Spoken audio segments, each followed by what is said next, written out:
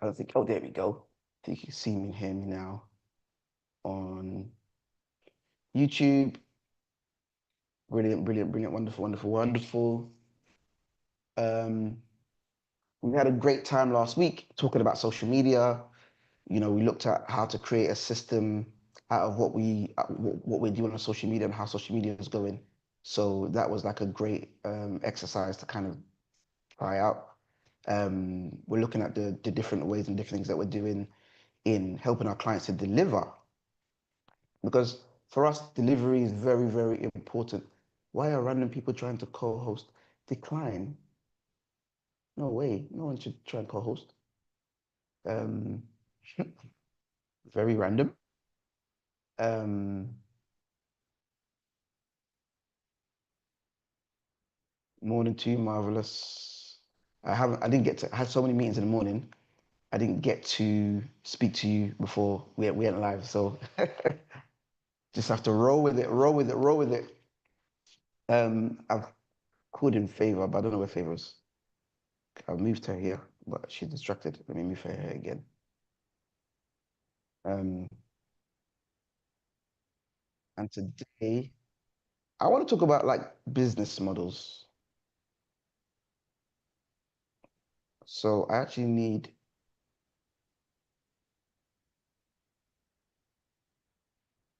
I want to talk about business models.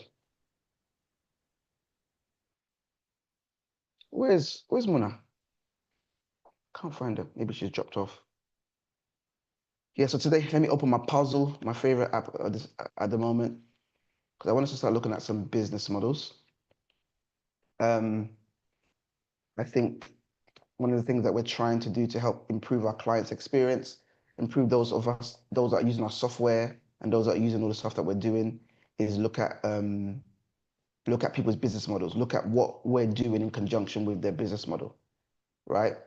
And when we talk about business models, we're talking about how people make their money. A lot of people don't have the clearest of business models. Uh, let me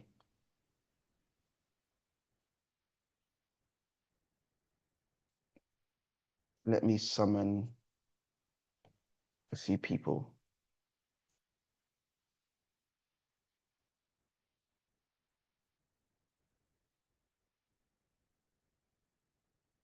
And just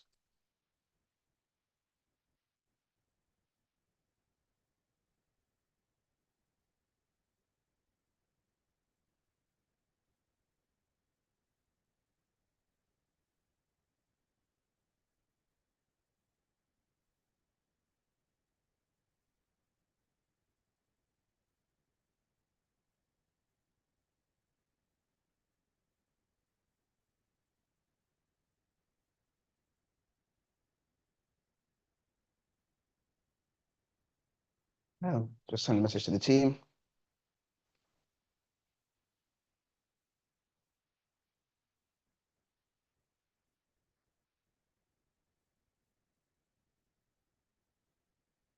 So, dun dun dun dun, Muna, perfect. Muna should even stay here when she comes in. Hey, Muna, don't go, stay. Oh, she's even connecting audio. Dun dun dun dun dun dun. So let's look at some business models. I'm going to share my screen in a moment. Um,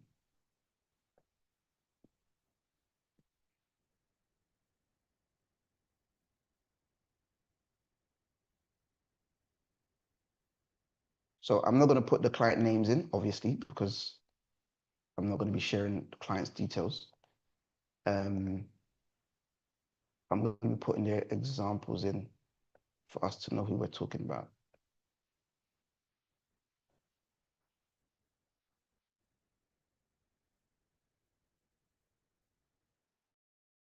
Marvelous, just let me know in the chat if you can see me fine on YouTube and you can see my screen. Um, it's important that the screen is seen. Let me change the view, don't show, hide non-video participants in case.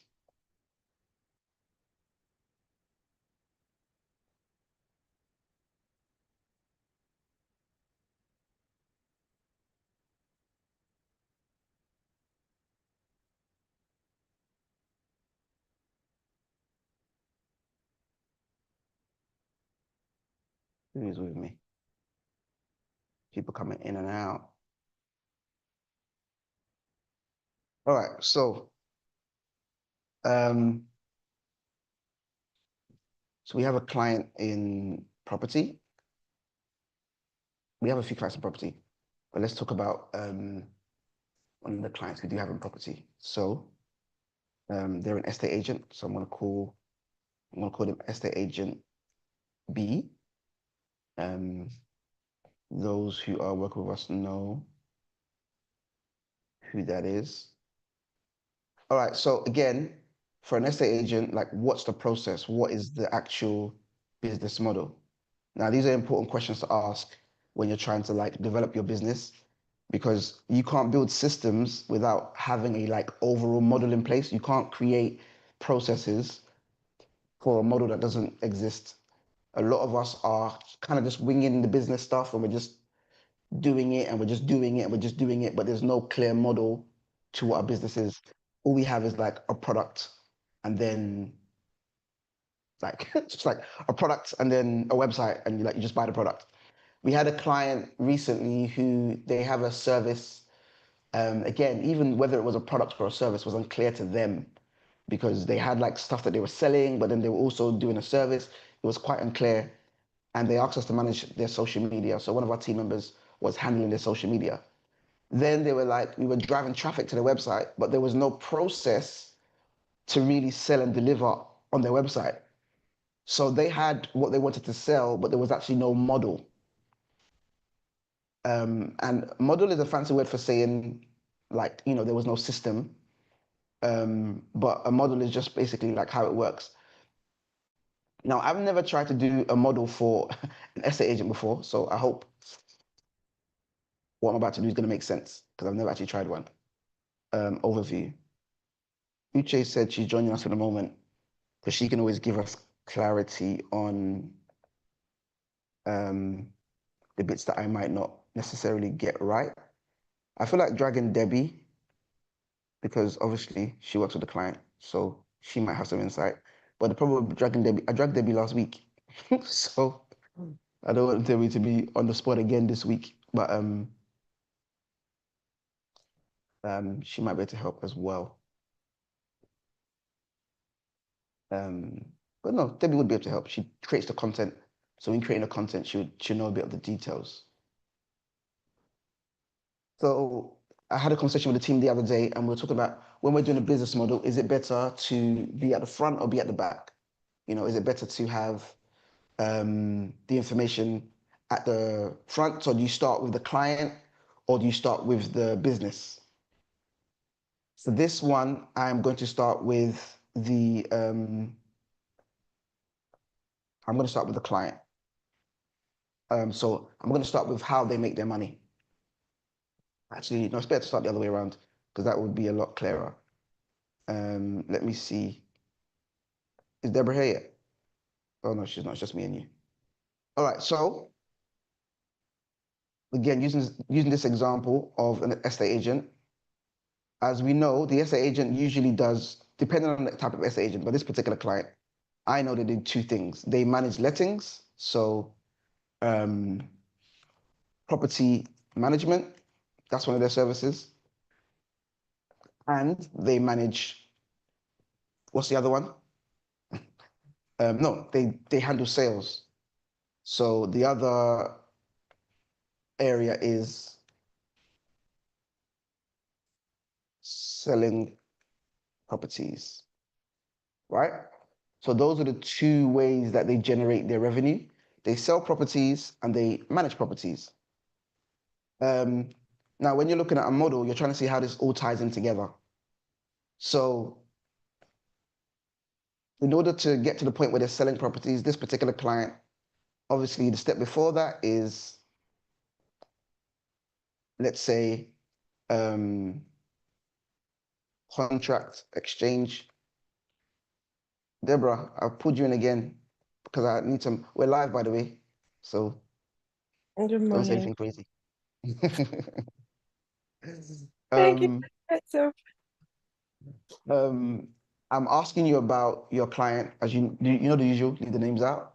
Do you know their business model? because I know you do the social media, but do you know like what they sell, how they sell it? Do you know all that information? When you, because I know your content is usually about property And and update. why people should work with them, but do you have a good understanding of the business model? I think that would be Stella actually, because she's inside the model and I'm outside Yeah, of it. because she's doing the admin. But you know why we can't call Stella here? Because her Yeah. internet's not going to let us, you see. So her internet's not going to let us shine. So I know that obviously they do lettings, right? We know that. They do lettings, Yeah. let me do property management slash And lettings. and And they do, sorry? block management. So yeah, they do, exactly. So they do, yeah, and I would even say that's slightly different. So you're right. So property management. Then they also do, I remember now, yeah, they do the block. They also manage the block. So they manage the property, they manage a block, and they sell properties, right? Now, the Yeah. reason why having a business model is important, guys, is because these are three different services, which means they're not going to get the clients. It's not going to be the same type of client. Does that make sense? The person who owns a block is not the same person who owns one property. It's not the same person who's selling a property. It can be. There can be an investor who does all three, but it's more likely that they're going to be different groups of people. So you said block management. Now, correct me if I'm wrong. You should be able to answer this actually. Don't they try to manage multiple properties in the same block?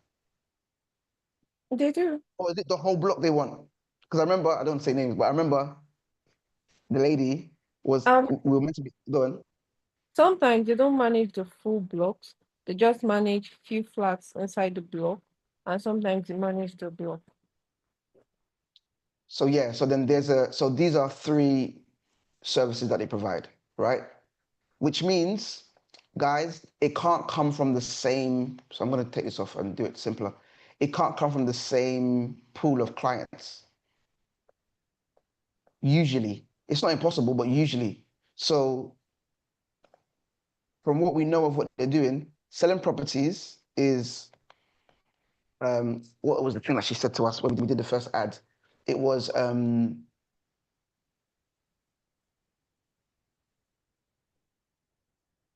they wanted to focus on landlords with multiple. So people were trying to get rid of extra property and didn't want the hassle of, right? Um, Now, hold on. I have to even add more. And the reason why this is important is because to build a system, you have to almost know all the components of the business. You can't build a system based on like not knowing all the components. And you don't have to put all the components together before you start building your system, but you want to have at least some understanding because I forgot with the property management, they also have tenant management, right? Which for some people is the same thing, but managing a property and all the maintenance and managing the tenants is actually two different things. They're not the same. So I know, Deborah, when we've spoken about the content before, they've had to also have content that also talks to the tenant and not just content that talks to the landlord. So again, they've got multiple parties. And correct me if I'm wrong, they have to also get the tenants, isn't it? Yes, they do. So on this side of the process is tenant, I hate this word, acquisition. I always spell it correctly, but it looks terrible. It looks like I spelled it wrong. I'm going to change the word. Please, Mariam, check. Oh, she's gone. I was going to say, someone should check thesaurus for me and give me another word for acquisition so I can stop using it. Um, so property management, right? Tenant acquisition and tenant management is in the middle. So they've got like a business that's got two ends.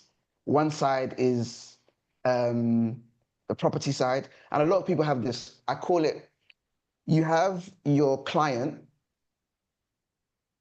but then you also have your end user. So sometimes people, they sell something that the person who pays them isn't the person who uses it, just like a property. Does that make sense? Technically, when you are doing property management, you get paid by the landlord to manage the property. The landlord gets paid by the tenant, and then the landlord pays you, or you take your cut from the tenant's money. But the tenant isn't your client. The landlord is your client. The tenant is the end user.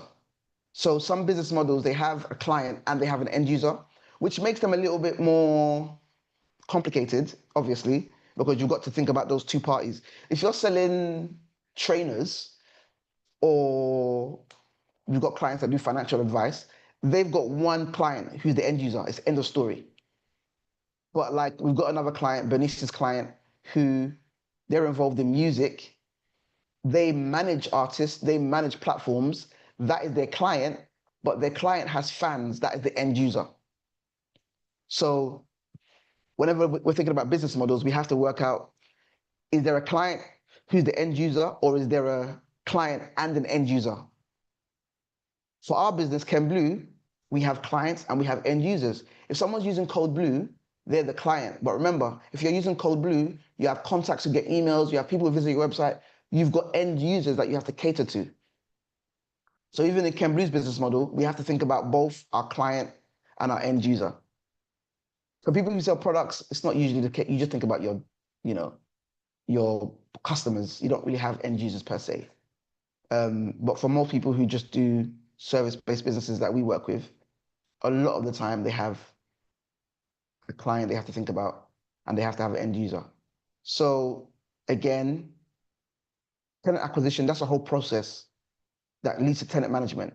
Property management also connects to tenant management. On this side, they now have, I guess, what I would call landlord acquisition. Did somebody get another word for me apart from acquisition? You want to throw in the chat a better word?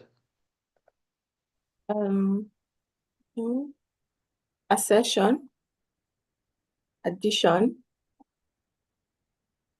What did you say? We can use acquiring, obtaining.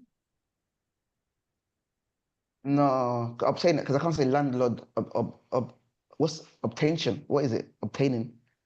So it has to be a word. Obtaining So I can say property. client something, landlord something. If anybody's in the chat somewhere, please feel free to give me a word that I can throw in there. People are trying to host on Instagram, on TikTok, sorry. I don't know what that's about. Just random people are trying to ask to be hosted. Yeah, that's not gonna happen. But if I'm gonna use acquisition again until we find a better word.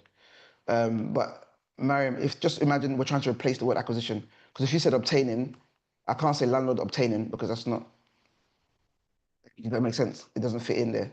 So if you can think of one, that would be really helpful. Let's use our friends, ChatGPT.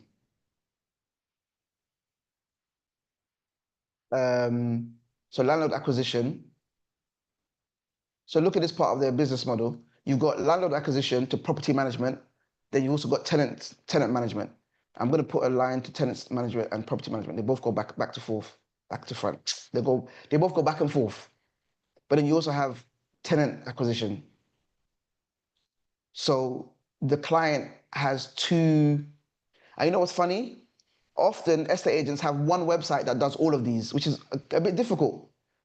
Like, but I know, client acquisition, they use things like Rightmove, spare rooms. That's what they use to get their tenants. To get their landlords now, they have to have another strategy, maybe emails, maybe they run ads, maybe they reach out to their network. Then we have block management. Now, my words. Landlord acquisition could also feed into block management if a landlord has enough properties, right? But for block management, you're likely to have to do developer acquisition. So you might have to get developers involved.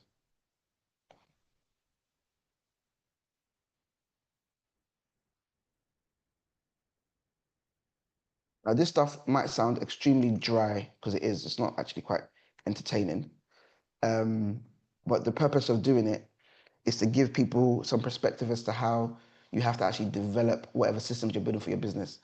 things like this, these kind of models allow you to see what different processes you have to develop so you can have a business that actually like makes sense. So developer acquisition, it could be developers, it could be investors. So I'll put developers/investors.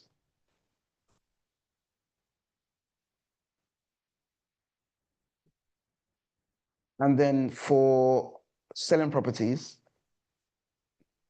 they're likely to just have, oh, I just realized even their block management, guys, is still going to include tenant management again. Does that make sense? Because they have to manage people in their blocks. It's probably going to be the same process, but we still have to think about the fact that all of it connects to each other. Yeah. And then again, selling properties,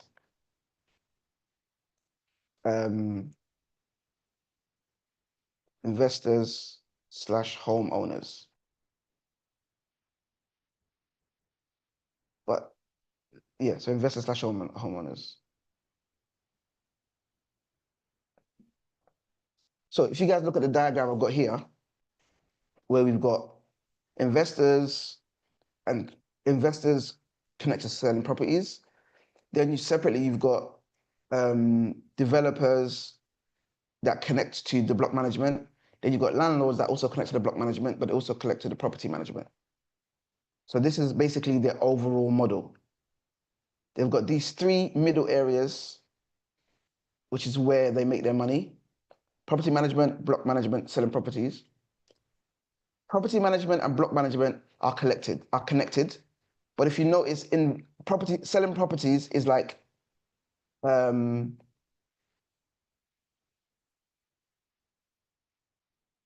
oh, thank you, Mariam. I like the term sourcing. I like sourcing because that's technically what you're doing. Landlord sourcing, tenant sourcing. We can call it that. I don't have a problem with that. So I'll use that in future. So let me change it actually to sourcing. So landlord sourcing.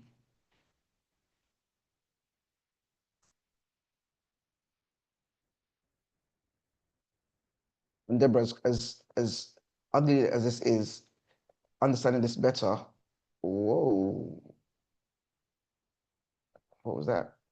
Might help to even just help with just some content and how you can direct the content. And now I would say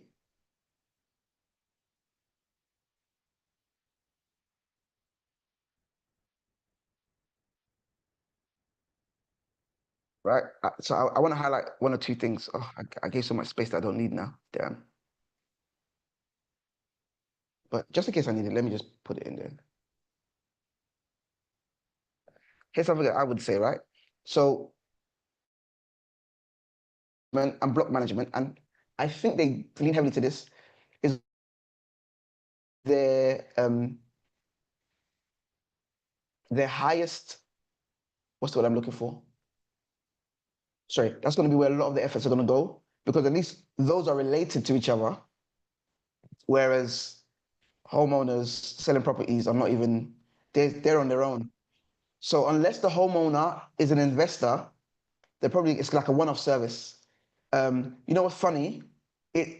On the balance of things, it brings in obviously the most money. The commission you can get from selling one home in one go is obviously more than you might get managing properties month by month. Even though you might get a lot of money managing a block, the manpower, the support, the work you need to manage a block is way more, is going to be way more costly than managing like one individual property. So between the three services, property management, block management, selling properties, obviously the one that is the least work, but is also the least money would be individual property management. The one that's the most work is probably block management. But I need to check the numbers. It might be more money than actually selling the property, but probably not. No, selling the properties, if the properties, these guys sometimes they'll charge maybe 5 to 10%. Some people charge 5 to 10% of the property purchase price. If the property purchase price is over 500,000, you know, no, I'm sure they don't charge us 10%, to be fair. Probably up to 5%. I think some people charge 2 to 3, up to 5%, but still you're talking about 10, 15,000 that someone can make from that kind of property.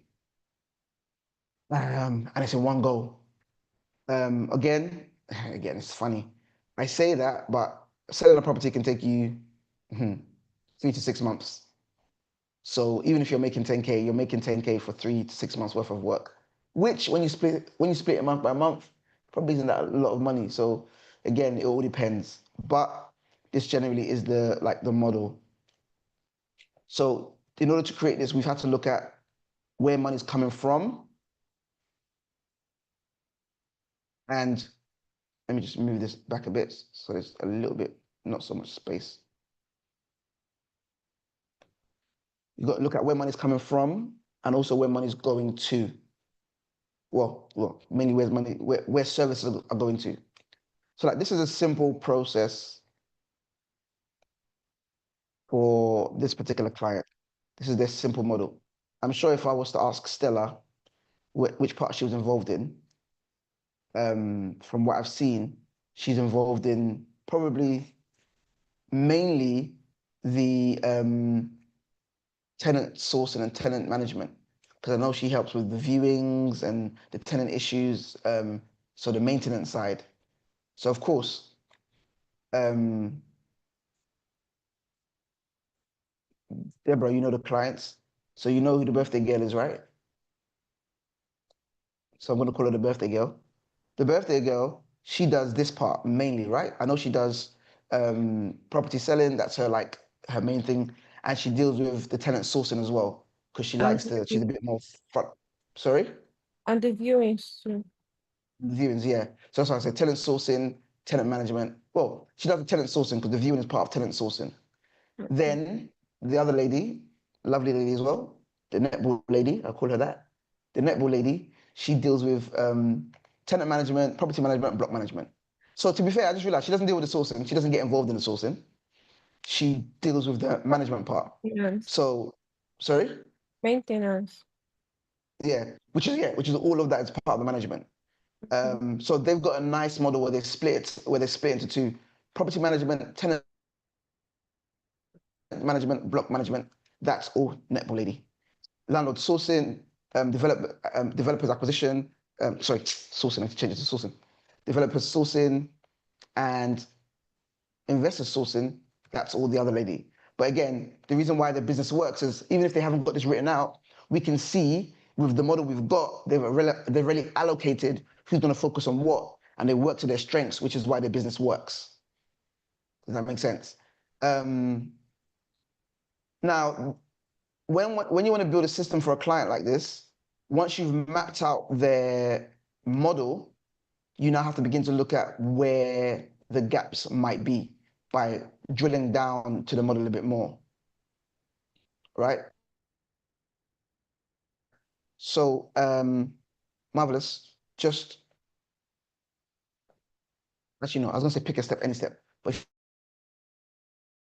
you pick any step, each step connects to another. So let's not do that. So what you would then do is you can pick a step. Each of these steps in the model are broken down into further systems, right? Landlord sourcing. Let's talk about it. When it comes to property management, and we're talking about landlord sourcing, what does that look like?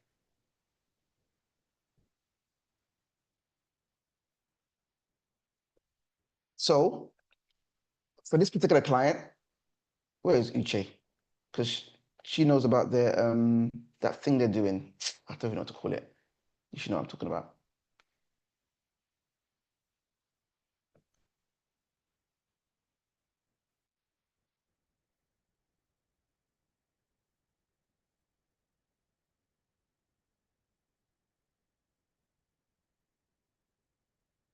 Uche, your ears must be hot. I was literally just messaging you to say, what happened? So Uche, just have a look at what we're talking about. We're just looking at the two lovely ladies that we work with, that Deborah works with, and Stella.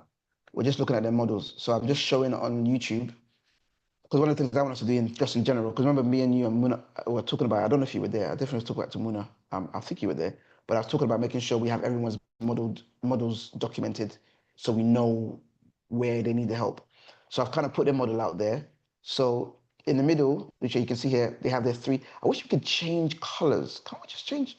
Can you do that? Conditional coloring. They want me to pay more for that. No, thank you.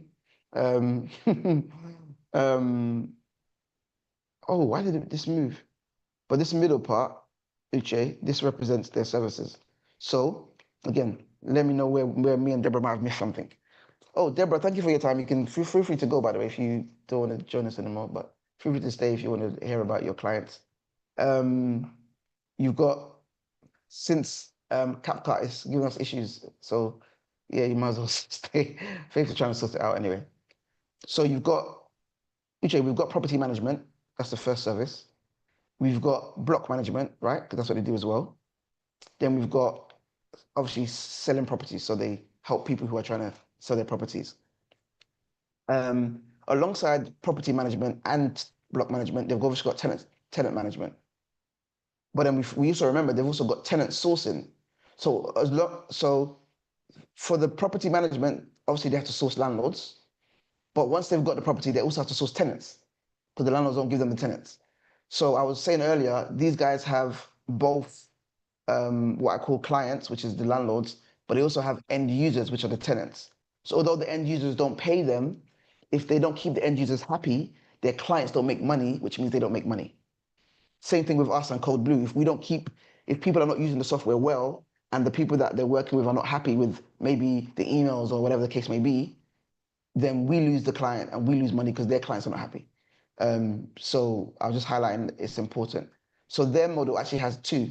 And I think we should actually have a conversation. Luckily, we've got a meeting with them at 4 to 5. So I'm actually going to bring some of the stuff up with them today. They've got, so for their property management, obviously they have to source landlords, right? For their block management, they probably have to source developers and investors. But they can also source landlords because Debbie was saying sometimes it's the multiple properties in the same block. So it's still the landlord, it's not the actual developer or the building owner, which I would call the investor. And then, of course, for selling properties, all they need is the investor slash homeowner. But if you notice, Uche, a lot of their resources intertwine here, because even when they're doing block management, they still have to do tenant management because they have to manage the people that live in the properties. So they still have to do tenant sourcing for both services, which is what they do. Like I was saying, they use spare rooms and they use all these other platforms to do that. But does that model make sense? Do you feel like that's accurate to what we know of what they're doing? I can't think of any other services they're doing that might be. But I want to tell them I need to know if they're putting enough resources into this top half, because this looks like that's where most of their work is. This bottom half brings them money. However, I was just saying to Deborah, the netball lady, I call them the birthday girl and the netball lady, so we don't expose names. The netball lady spends a lot of her time doing the management side, right? And then the birthday girl, she does all the sourcing. I know they both actually do a bit of both, but I know that's where they split the efforts. But this is also why the netball lady isn't too fussed around this area because she doesn't really get involved. So I know she doesn't get involved. So now we're talking about landlord sourcing. Now, Uche, the process that they have with the partners they're working with, the whole letters thing, right? You know what I'm referring to? How does that work?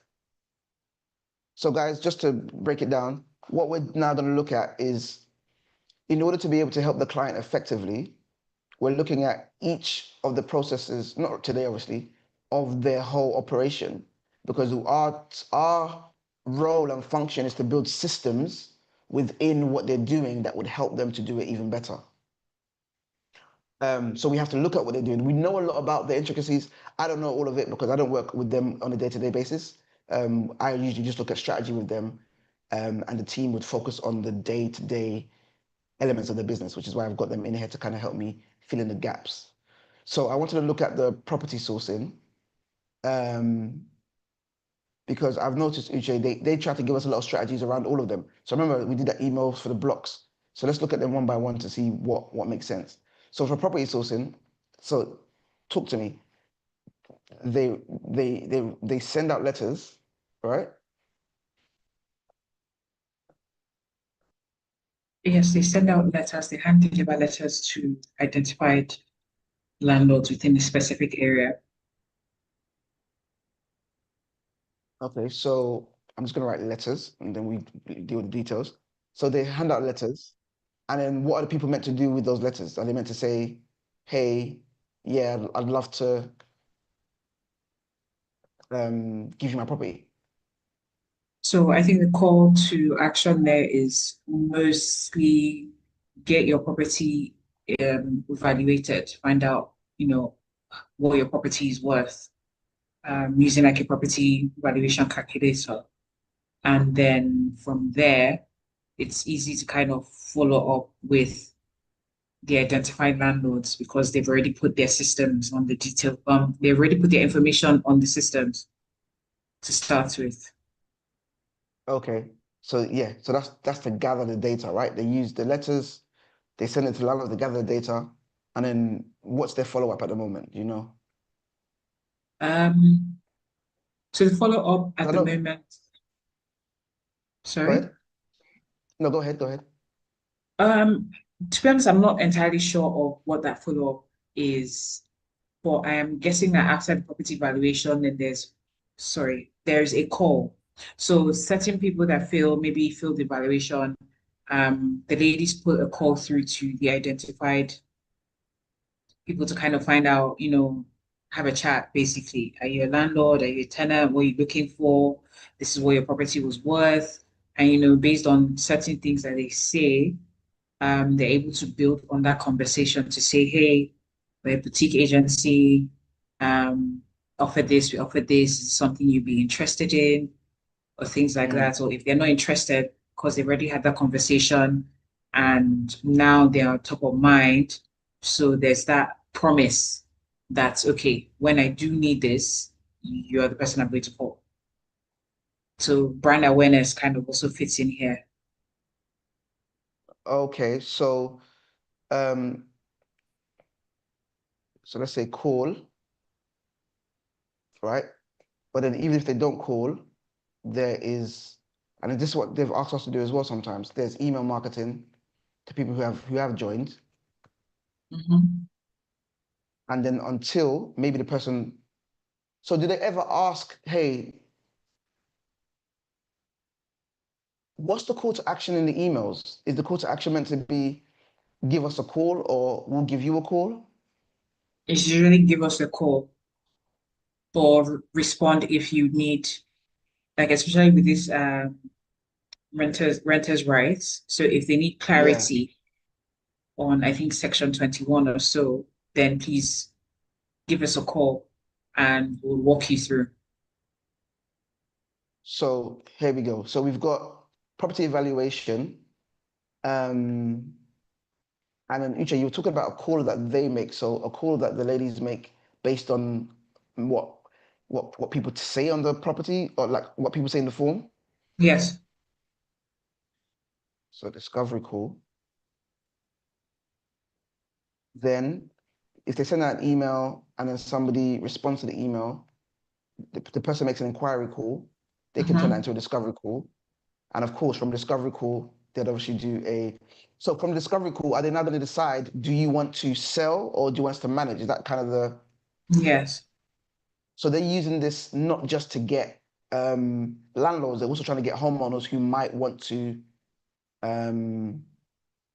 Either sell or, to also kind of make them know that if this property that you have isn't basically making you money, they point out, this is what it could be bringing for you if you join their agents. yeah, if you work with them. Yeah, that makes sense. So letters are sent, property valuation, then there's email marketing to the people who, everybody who joins the mailing list. And hopefully that email marketer will provoke somebody to do an inquiry call. And that call could turn into a discovery call. And then that discovery call will turn into a viewing. because whether they're selling it or they're going to rent it out, they still have to go and view it. So the team is probably going to go and view the property. But of course, what they want is going to determine what happens next. So if they do the viewing and the person wants to sell, I'll do property management here. I'm not going to go into detail about this process because it all depends on the particular situation. But then I just put negotiation and contracts.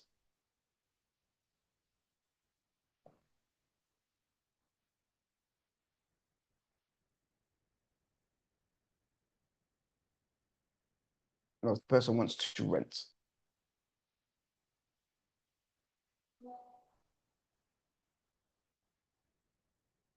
Then again, if the person wants to sell, it's the same thing. But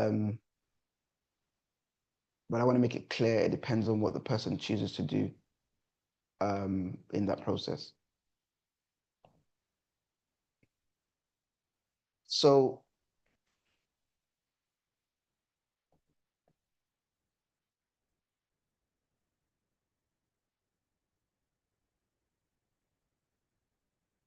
if the person wants to sell,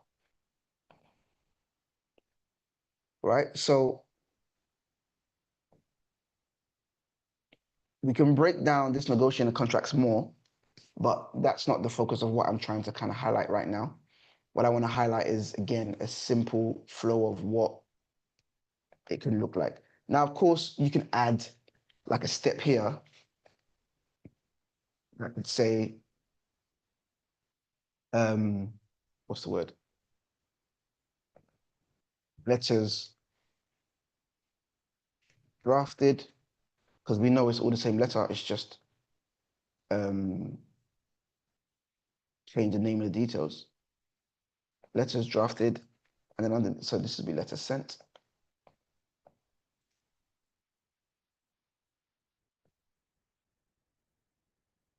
And underneath here, it would be property landlord leads researched, or landlord list compiled.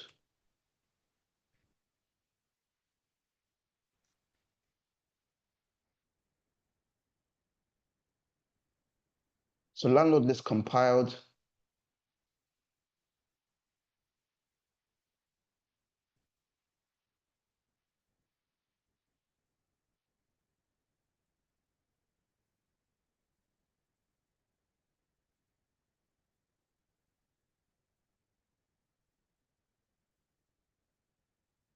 So you have landlord list compiled, letters drafted, and then they go to letters sent. Once the letters are sent, properties are evaluated, everyone goes into email marketing. They don't leave email marketing until they do the inquiry call. Obviously, if you want to break it down in more detail, what you would put here underneath email marketing is, just to be thorough, unsubscribed. Because that's the only two options. Either you call us or you unsubscribe. Otherwise, you're going to sit here until you call us or you unsubscribe. Now, when we're talking about building systems and building processes for people, we're looking at what each of these entail, what they entail, what they might cost, and what it takes for them to go to the next step. All right, so we don't just ignore the process. The only reason I'm not doing these two processes is because they're a bit more nuanced, and often for the clients, they are, what's what I'm looking for? Individualized. So particular clients we're working with, they do these quite organically. At some point, they're going to systemize those, but this part at the beginning is what they want to systemize and what they have systemized. So at the moment, letters drafted, letters sent, landlord list compiled. This is something that they've currently got a partner doing, another company that we work with them. They're currently doing that. So we can only look at the results. We leave that company to actually put together that information. We would only get involved if this is happening, but this is not working. One of the things that we're going to review in our meeting with them today is that information. So Uche, I'm actually going to present some of this stuff to them today, and we're going to have a conversation about, well, is this process actually working, to see what the situation is. Now, guys, when you're building any system and you're analyzing, you have to see where the breakage is. So property valuation, we analyze how many letters sent versus how many properties were evaluated. And we need to understand what are the difference in the numbers. What if 1,000 letters were sent, but only 50 properties were evaluated? That is an abysmal fail. We have to look at why that's the case. We set targets. We might say 1,000 to be sent out, but we want at least 300 people doing the property evaluation. If we fall short of that number, we have to analyze two things. First of all, the letters that are being sent. Is there something wrong with the letters we're sending out? Or the property evaluation process? Again, one of the things we can do, like on Code Blue and most platforms, we can always check the stats. How many people came to the website? How many people visited? How many people were there versus how many people actually for the evaluation? We do this for other clients, you know, especially when we're running ads. Ads go out, you know, because that determines what needs to be fixed. We don't fix what is working properly. Then again, we need to look at email marketing. How many people from the property evaluation are going into the email marketing? It needs to be all of them. Then we're looking at our subscribe. How many people are unsubscribing, maybe in a monthly? How often are we doing our email marketing? How many emails do we send out? How often do we send it out? I watched a video this morning, someone talking about Tramway Path. They are a company in the UK. They basically do property lotteries. You buy tickets. It's a raffle basically for a property. You buy tickets for maybe £1, £2, and you can win a property that's worth $500,000, $1 million. So it's been a really good thing. They're doing fantastic work in terms of, out of nowhere, they've built this kind of brand that people are really, really buying tickets for. And people have won houses, like most people have won houses. I saw 3 videos this morning. Well, I saw one video, but a lot of people in the comments were co-signing what she said about how they've been put off by the amount of emails they send. Apparently, these guys are sending so many marketing emails.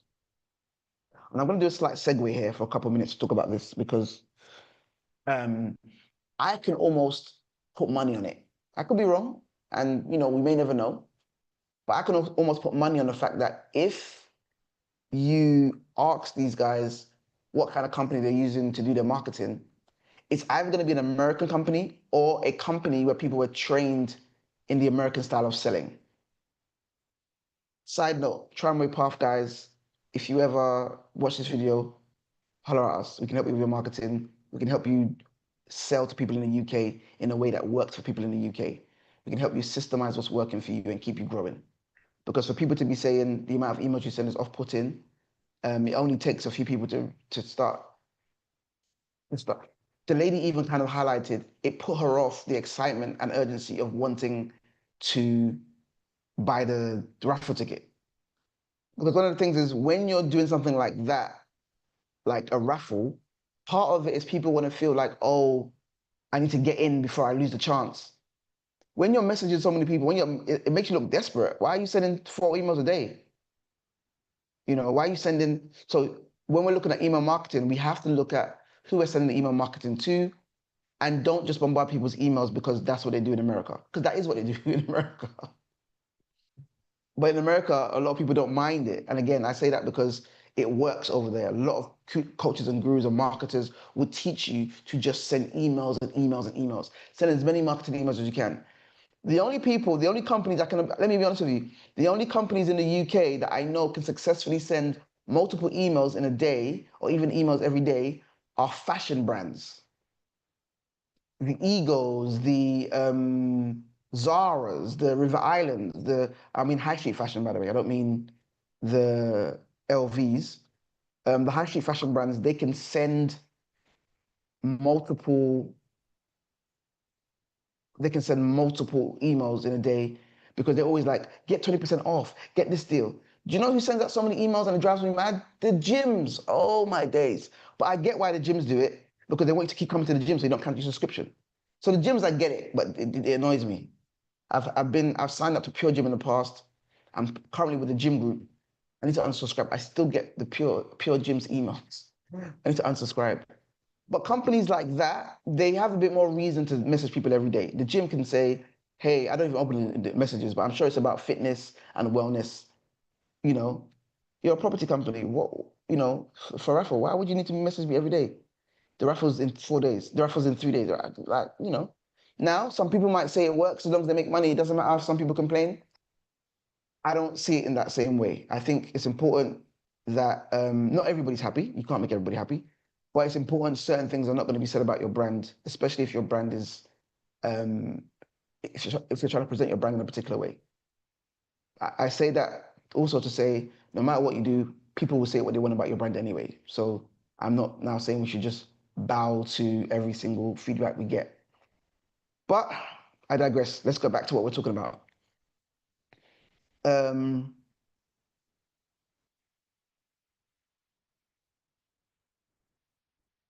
Email marketing needs to be looked at.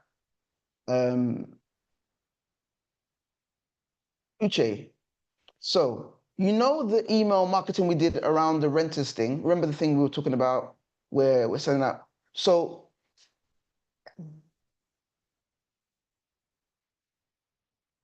now I will say there is an element of this. We talk about it sometimes within the growth blueprint, which is community building, which is when you want to build an internal community, email marketing is a great way to do that because it's people that already know you, they've already signed up, they're happy to. Uche, the email marketing that we would, where do you think it fits in our process? Or do you feel like it's more, they want to just give out the information to everybody and it's not necessarily a sales drive, it's just from what you know? I know it's to give out the information to everybody, but I think maybe the goal behind it is to also solidify themselves as brand authority in their field. So the main goal, put out information, kind of help their clientele be aware of what's changing in the property markets and things that could affect them as well. So that's the main goal. Yeah, that's brilliant because part of our growth blueprint, we talk about this, is building community/authority, which is part of how you sell. As Uche kind of rightly highlighted, if they do that, and we've kind of made a suggestion, this was, to be honest with you, this was Uche and Deborah's kind of thing that they pushed out there. If we do that, the client is now aware, well, the client's clients, so our clients' clients are aware, oh, these guys know what they're talking about. These guys are always keeping us abreast of what's going on. These guys are always keeping us informed of what's going on. One of the things that Deborah does, shout out to Deborah, she's here, I just realized. Deborah, she runs their social media. She created an AI agent/employee do her job for her, well, part of it anyway.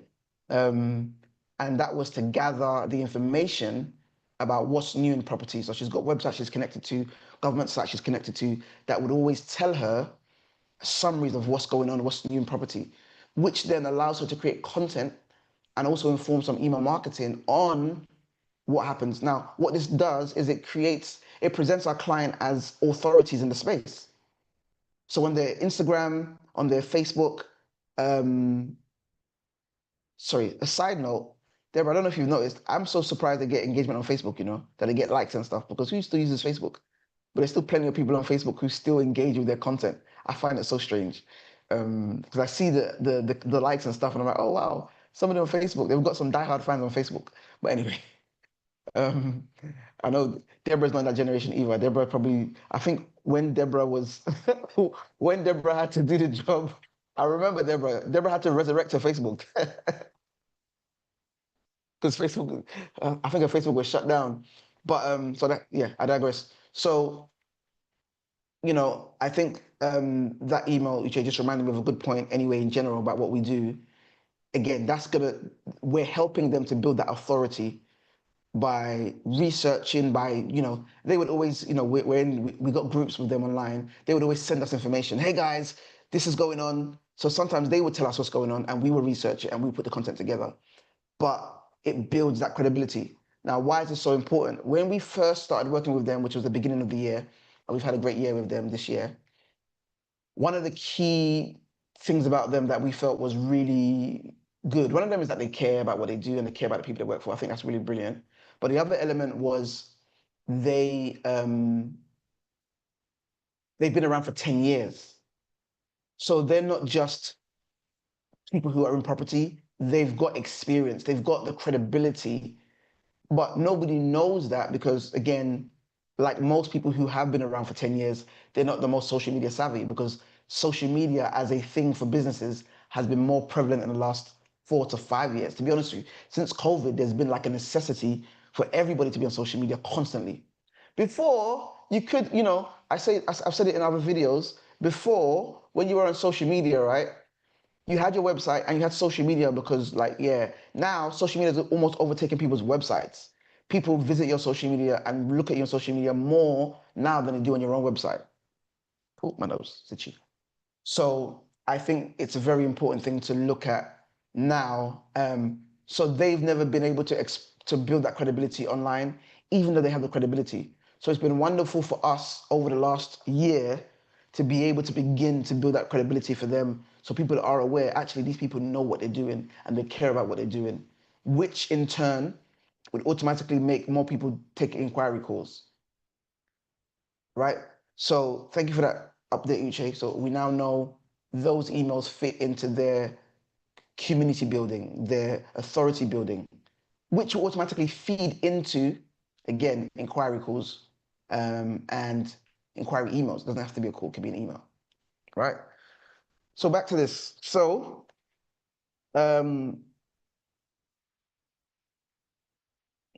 what we're gonna have a meeting with them. We're looking at their system. Now we've worked with them throughout the year on different things. We're now recently focusing on this particular element for them, which is why I'm bringing it up here. So Uche, one of the things that we're gonna probably have to talk about, or Uche, in your opinion, looking at this process here, where would you say you think we should boost up their efforts the most? Now, I know we don't have all the data with the letter side. I know that's not something like that. Didn't they give us access to something the other day, right? I saw the login details for something like 2 days ago. Is that for this, the letter stuff? No, blog. We need to create blog posts. Oh, okay, so yeah, we did. But we Oh, have yes, because access to that yes, site. yes. We have access to that site. Debbie is the one that kind of does what she needs to do on there. Debbie? Yeah, because it involves social media.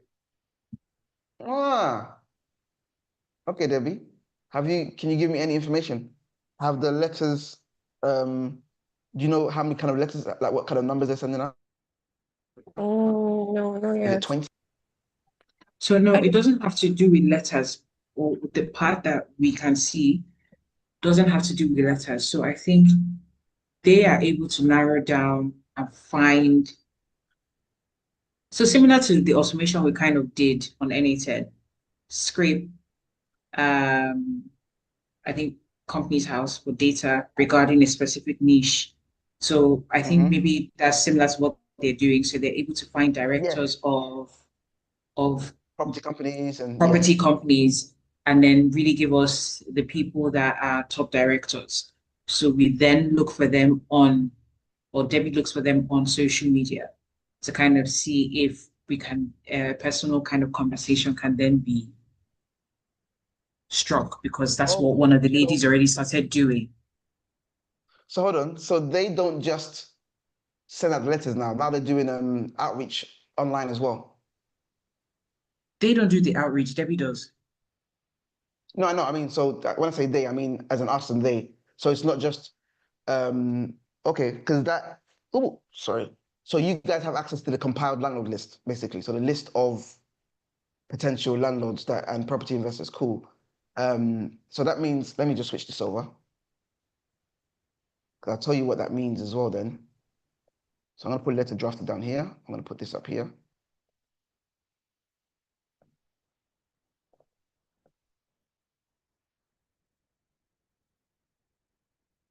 I'm not sure how they've squeezed that into Debbie's social media role, but we'll talk about that later. Because that is not social media. Debbie didn't come and report anybody to me. You should report it. Compiling landlord list. So Uche, then we're going from compiling landlord list to, at the side here, social media outreach of the landlords. And then Debbie, from social media outreach, are you trying to get them to do the property evaluation? Yeah, for property evaluation, I do that in every post I send out.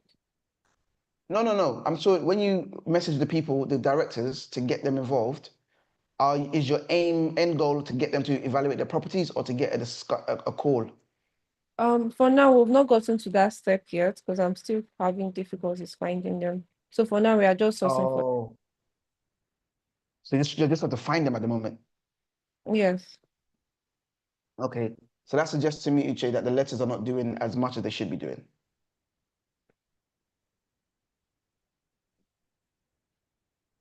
Don't be shy. It's not us. We're not writing send the letters out. Don't worry. Don't be shy. Uche, Debbie, is that what you're telling me indirectly? That the letters are not doing what they should be doing? The letter comprises, it just gets their name. And now when I put those names out there on social media or LinkedIn to look for them, I see like 5 different people with the same name. So I have to do Yeah. like a detailed look to know which one resides in UK and who we are actually looking for. And sometimes I don't see the name. So I think they use a different name on the registration and a different name on their social media. So there's this contrast that is not aligning. That's what Oh, I'm no, sorry. having. What I'm asking you is, no, sorry, Debbie. I'm asking you, so you might not know. I'm just saying the fact that you have to look for people on social, because remember, the letters are meant to be going to the directors, which means the idea is that the letters go to the directors and the directors just get from the letters. Okay, Uche, so here's what we're going to do. You guys should have told me this before, man. So, if the letters are not as effective and they want the information, Uche, we can just give them their own automation from our side where it does the same thing. We actually have, I already made one for, I was about to say names. I already made one for, I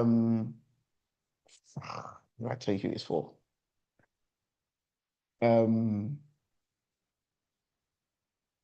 The young men that we worked with before, and it was the young men, the 21-year-old hungry, making their money. Yeah, I've already set one up for them. I need to speak to the other guys. He's meant to call me back.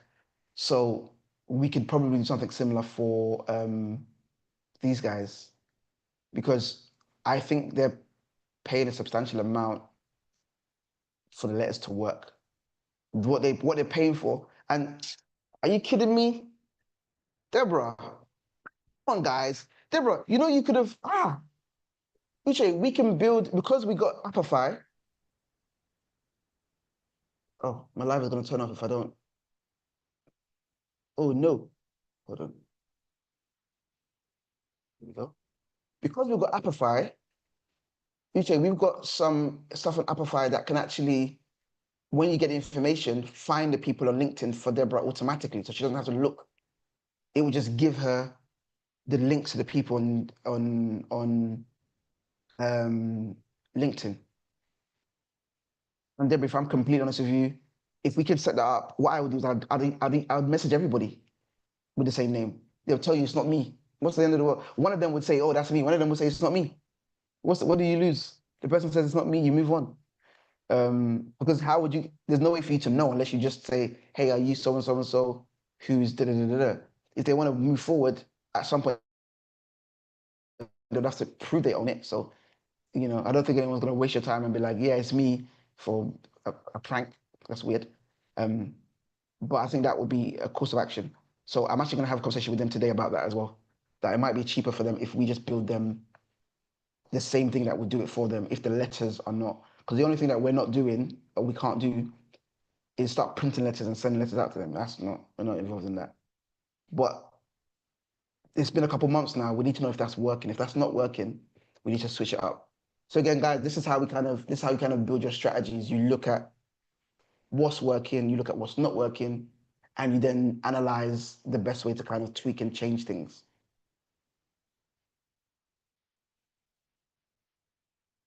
So I guess social media outreach can go to or can go to a discovery call. But like I said, we need to check if that lettuce thing is even making sense.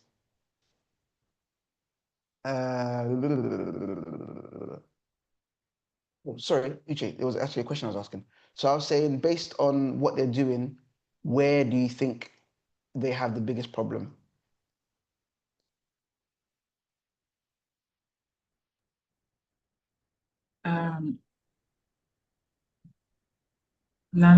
Getting landlords in, basically. So getting landlords or homeowners who have properties maybe with bigger agencies and are not getting bigger agent or not getting the kind of bespoke treatment that they are expecting. So No, sorry, their biggest I understand the abstract. Sorry, Uche, I understand the abstract problem in terms of, because yeah, they've said that before, but I'm saying this is the process they've got in place. In the process they've got in place, I'm saying, what do you think is broken? So if you're talking about getting them from the other agencies, we might have to change the whole process. Does that make sense? Because this process might not work for people who. So if someone's in another agency, right, and you want to reach out to them, offering them a property evaluation, why would I do that when I've got? I would just ask them the agency I'm with. Why would I tell? Right. So if we're looking for people who are with an agency already, we might have to change the whole approach to tailor to. You get what I'm trying to say? So it could be one of two things. What you're suggesting to me is the process they've got in place now might not work for the people that they're trying to attract. yeah.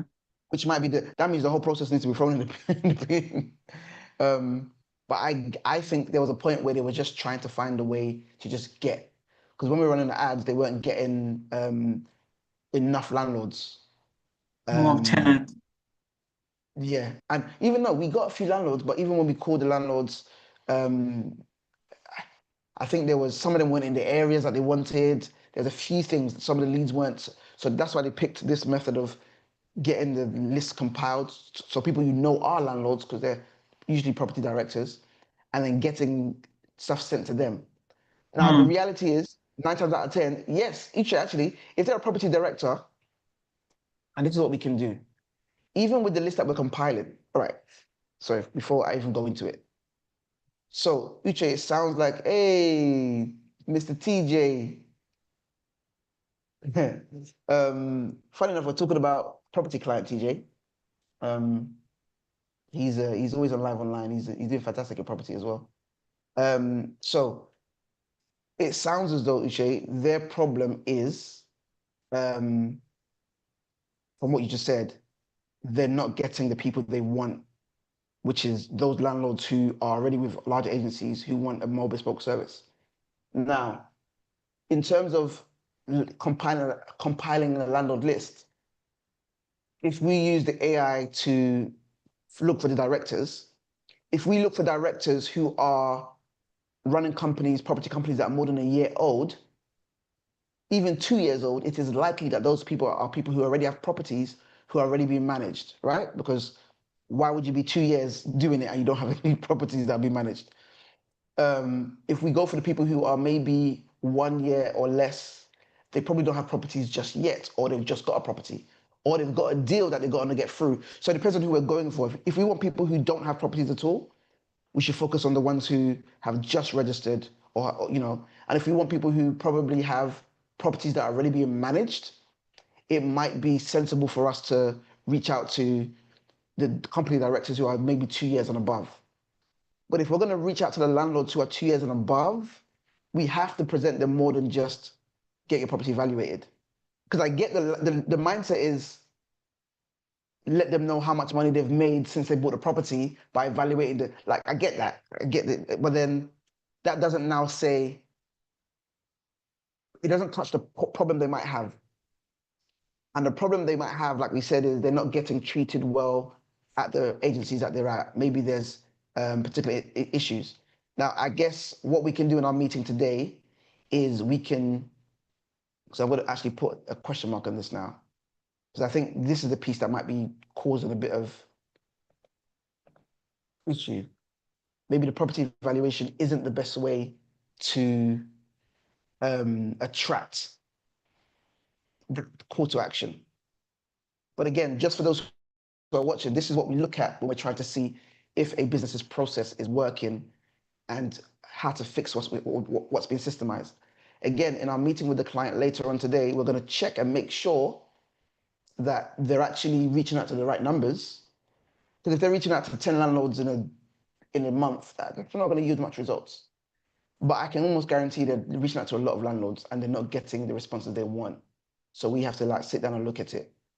Uche just reminded me of what the client wants overall, and what that is they want to help landlords who want a more hands-on touch, who want more of a, because what we're trying to systemize is we're trying to systemize admin. We're not trying to systemize the actual management. The clients that we're working with, they want that to be their thing. They want to spend time speaking to the tenants. They want to spend time speaking to the landlords. We don't want to automate that part.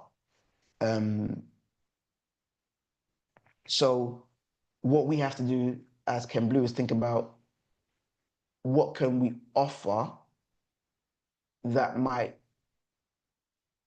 pique the interest of people who are looking to leave. Because again, when it comes to selling anything, we want people to be in the right mindset, right? I'm gonna show a quick diagram. I've done this before, but I think it might actually help with what we're looking at, Uche, and you've seen it before as well. So, prospect awareness, right? So we've got our prospect awareness.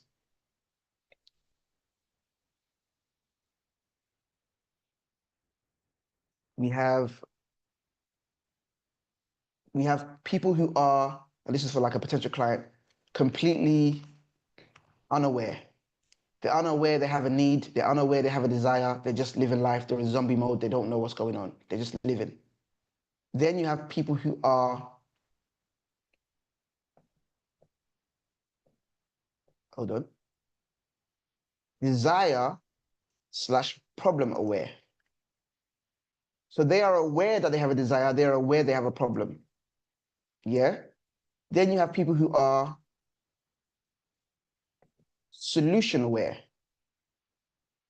People who are solution aware, they're aware of the problem, they're aware of the desire, and they're also aware of the multiple solutions, right? Then you have people who are product aware. They've picked a solution, now they're looking at the potential product for that solution. Then you have people who are, well, somebody might say most aware or fully aware. They've now been to the market, they know everybody who's doing everything, right? Fully aware. Right? So the further you are on this scale, you're more likely to buy. People who are completely unaware, it could take months to turn them into a client. But those are the most people you can reach. People who are completely, there's a delay. People who are fully aware, they are the least amount of people. Now most people would say, oh, I'm gonna go for people who are fully aware. But you know that's what everyone's trying to do. So everybody in your industry is always trying to look for the people who are the most fully aware, because they're the ones who are ready to buy tomorrow. Right? We sell software. Sometimes we meet people who are like, oh, Shayo, I spoke to somebody yesterday, a guy called Jay. Jay is trying to start his community, he's trying to do a whole bunch of stuff. And Jay is like, he's not sure which one to go for. Code Blue, does he want to use School? But I said, you're gonna have to use other platforms.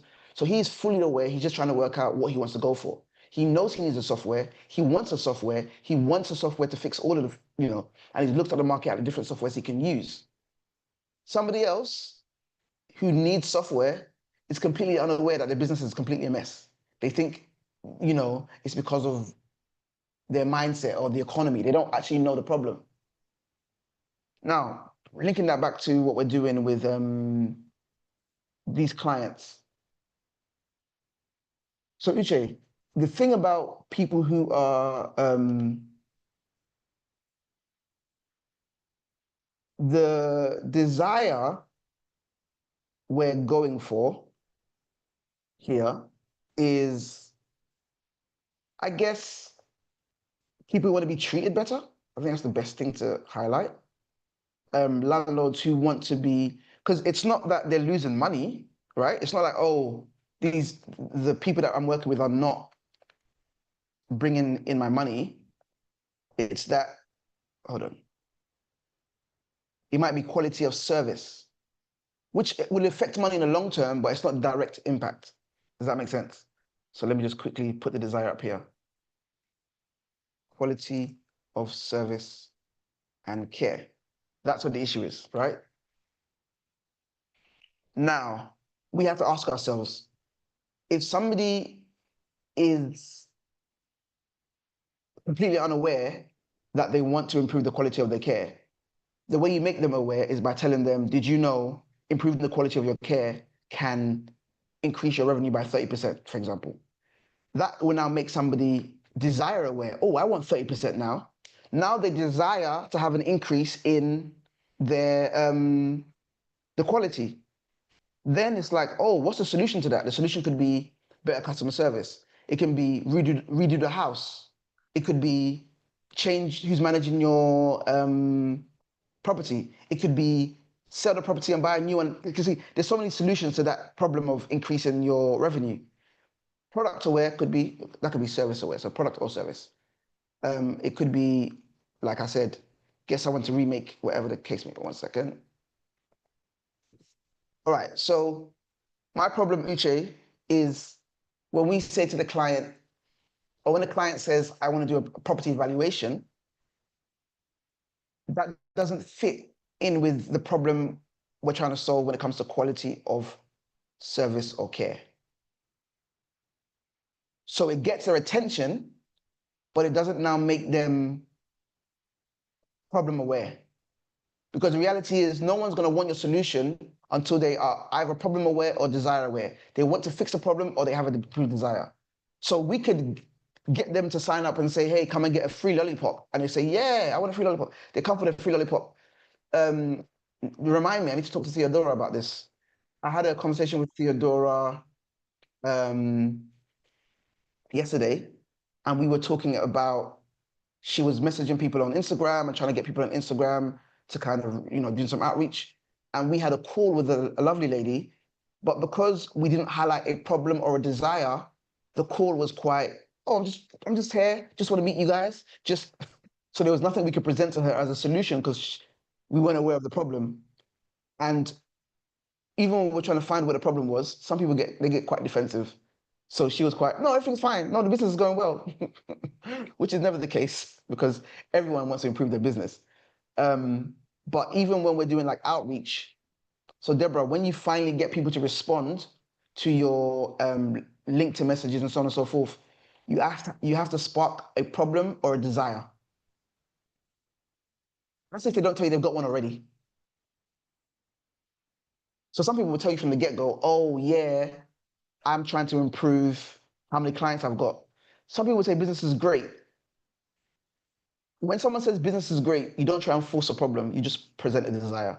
Because when someone says business is great, it's never great. Everyone's always trying to do better, but that means it's not great and they're defensive about it. So I never push and say, are you sure? Oh, what about? So I usually lean into trying to encourage people to have an improved desire in what they're doing. Like, how can we make you want more for your business? How can we present that more? So anyway, Uche, what we've got to discover now, number one, in those landlords, which ones do we want to reach out to? Which stage? Obviously, fully aware is the one that is the most, because they're the ones that will switch over, right? Fully aware, you can literally say somebody, if you're fed up with your estate agent, switch over to us and we'll give you 2 months free, for example. That's going to make anybody who's fully aware, who's really ready thinking about it, to jump over anyway, because they're already in that space. Does that make sense? Somebody who is problem aware might sign up, but they won't buy straight away because they're not yet ready for that as a solution. But we have to think about what would make somebody who is fully aware sign up. And I don't think a property evaluation would work for somebody who is fully aware. Somebody who's fed up of the estate agent is probably not thinking about an evaluation at that time. So we could be losing people because to them, am I making sense? You understand where I'm coming from? We could be losing them because to them, this isn't my problem. My problem is they don't answer the phone when I call them. My problem is, tenants are complaining that they don't get back to them on time. Why would I be thinking about an evaluation when that's my issue? Does that make sense? So I'm going to present this to them later, but this is what we have to kind of think about on their behalf, right? We have to think about what is actually the issue we're trying to achieve and trying to find for the clients. What is it that we're trying to look at and trying to fix? When we finish this live, I would love for you guys to just think about it. Like, what could we say? The interesting thing is, I would want to know, I'd love to know what kind of direct problems people who are trying to build, people who are trying to manage their properties, what issues they actually have. Like, what could the issues be? After this live, I'm actually going to call a few landlords. So obviously, I have landlords in my family. Our families are full of landlords. But I'm also going to ask a few of our clients who are also landlords, what are your issues with estate agents? What's a bad estate agent for you? Uche, if we can get some of that information, we can think about what problems they can show that they can solve, which I think would get us much better results. Much better results. But I guess the reason why, and again, this is what comes back to, I guess the reason why, I'm just realizing, Uche, they've chosen this method is because they want to get people on board and then filter them, estate agent, or do you want to sell? Now, property evaluation, to me, it works if somebody wants to sell.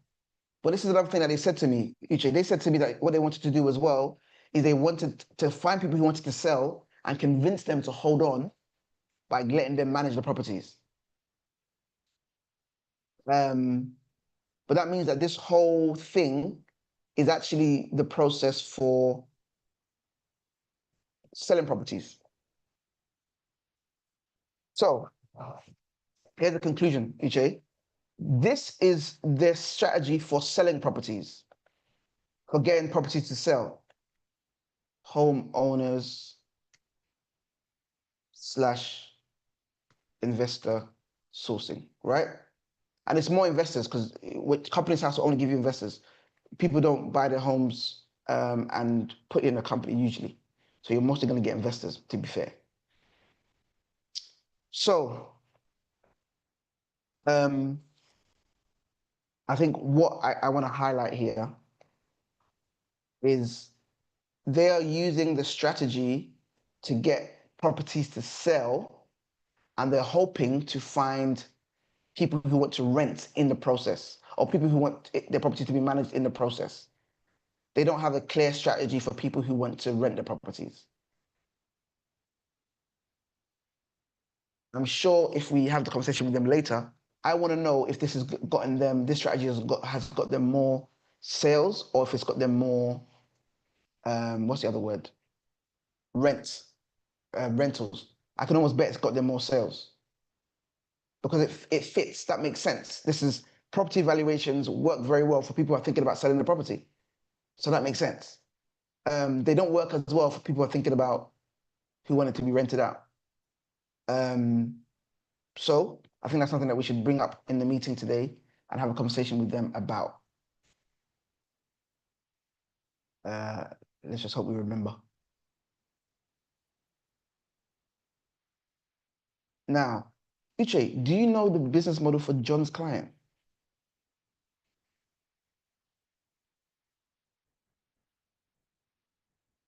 Because from what I know, he's got a community, but he also does. Okay, sorry. I'll let you tell me what you know. From what I know, he like you said, he has a community, but from what I've seen, there's usually like an entry point, either and usually from videos highlighting a certain problem that people might be going through, financially. If it resonates with you, drop something. And then from there, there's actionable steps to take individually or to completely clear it. I need my help, do this. So it's usually video that highlights a problem.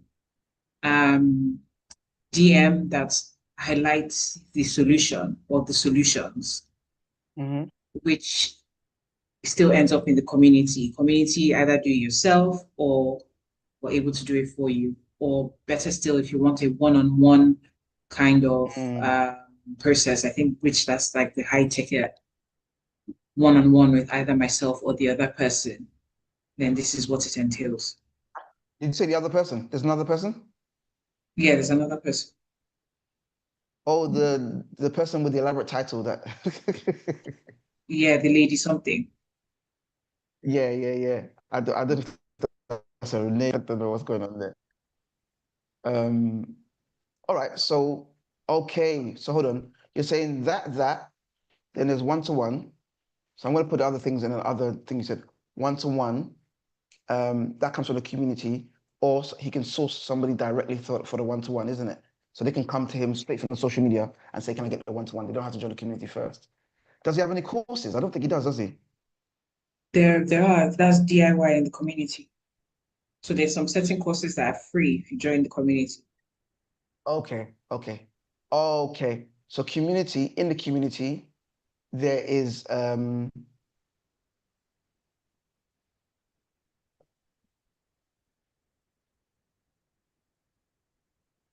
courses. Does he sell the courses up front, like straight up, or is it just a freebie that comes with the community? So there's, I think, depending on how they come in, there's some certain people that can come in and they only have access to maybe 5 or 7 days courses. If you want more, you pay. There's some certain courses that you have to pay to have access to. So Yeah, but are you aware? Can people come to the community? So can people have the courses without a community, or is it like a? no, you have to be in the community to get courses. Okay, that makes sense. So community courses. Now he's also got.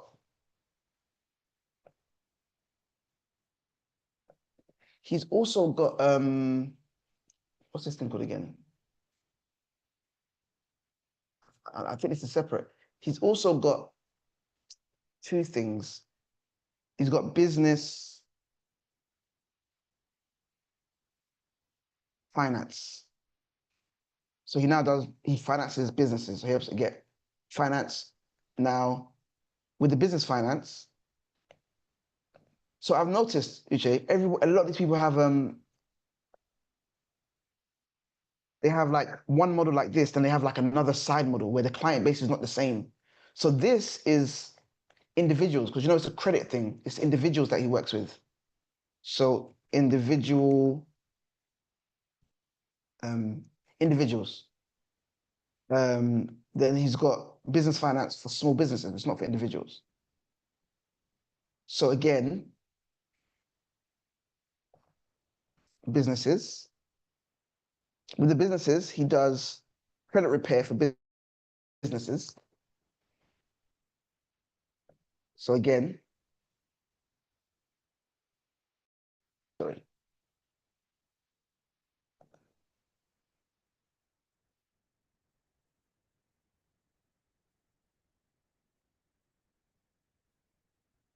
I'm just realizing one of the differences between the way us at Cambly we have our businesses and a lot of the clients is we have multiple services but one client base.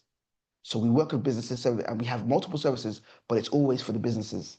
a lot of the clients we're working with, I'm noticing they have like multiple client bases that they're trying to like, which makes it a bit more difficult to almost like sell when you're selling to multiple different types of clients at the same time. So I know he's got businesses, he's got business one-to-ones.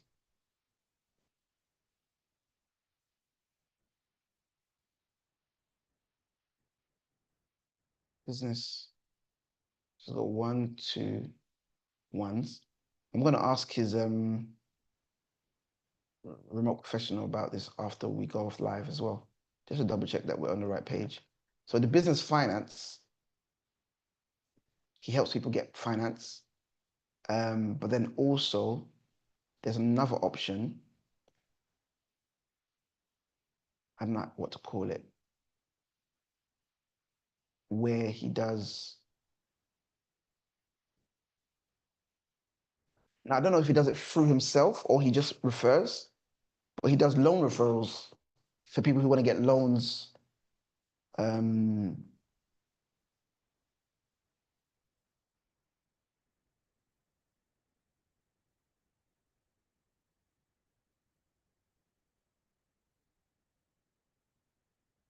So we've got loan referrals. So we've got business clients. So business owners, that's the best way to put it. Business owners. 1-to-one, that's for credit repair. Then business finance, he helps with getting credit cards to find businesses, and then loan referrals. So these two are connected. So sometimes the business finance goes to loan referrals all the time. Tell a lie.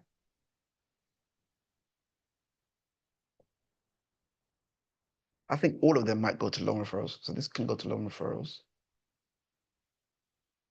And the one-to-one, I believe, can also go to a loan referral based on what he's told me. So again, he's got two different models. Now, I'm assuming business owners can also have access to his community.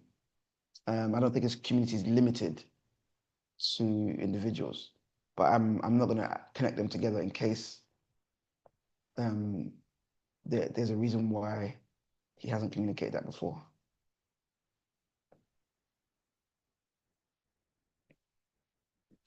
So at the moment, to my knowledge, Uche, although we've been recently come aware of this second model, the first model is the model we've been working with him on for the last year or two.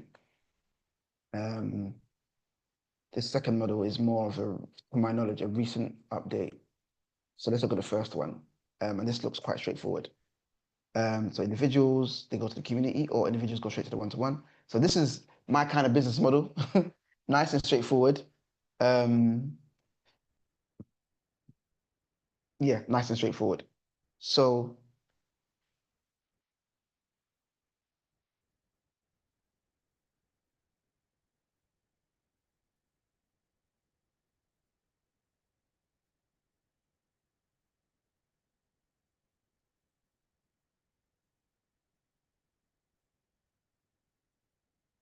so let's talk about the individuals to the one-to-ones.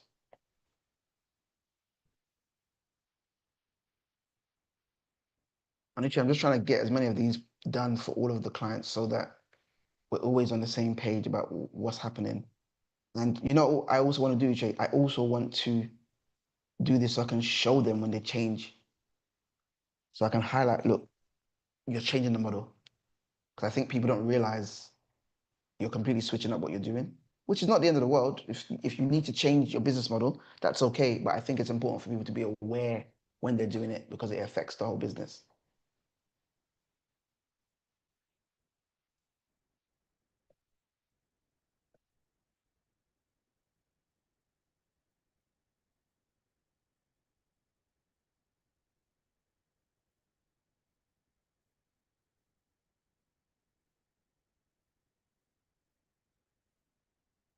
Oh, I think into the mic, YouTube might have been kicked out for a second. Boom, boom, boom, boom, boom, boom, boom, boom, boom.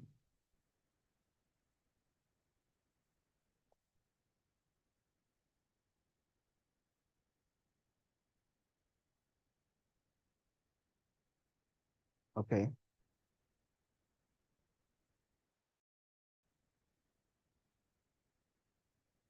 Where is John? John.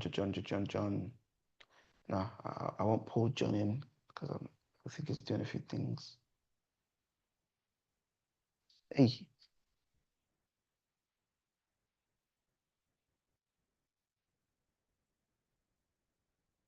I haven't even able to talk to the people who might be watching. We're just looking at the various business models of the different clients we have, making sure they're mapped out clearly. We've done a few before already, but I'm just doing some on the live so you can see some of the work we do, and so I can highlight some of the importance of these things, right? In the last client that we spoke about, that we were talking about for the past hour and a half, we have been discussing how their sales process is going and what potential ideas we can use to change it. Um, they gave some of the work that we were working with them on. They hired some people to do it and to support them in it. But they usually come back to us about reviewing the, what's the word I'm looking for? Reviewing the